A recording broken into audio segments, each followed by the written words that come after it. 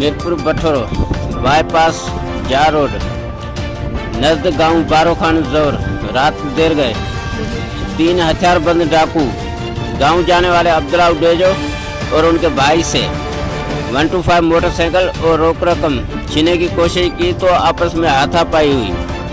हाथापाई के नतीजे में डाकुओं ने अब्दुल्ला उडेजो को मांडी कर दिया, लेकिन गांव नजदीक होने के नतीजे में अब्दुल्ला उडेजो और उनके भाई के चीख पुकार से गांव वाले पहुंच गए।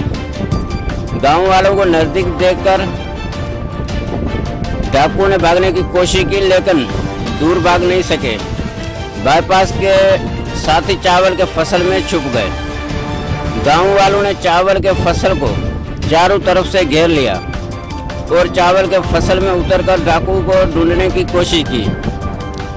मिलाकर 2 डाकू पकड़े गए। तब तक पुलिस भी आ पहुंची और दोनों डाकू पुलिस के हवाले किए गए। याद रहे कि तीसरा डाकू फरार होने में कामयाब हो गया।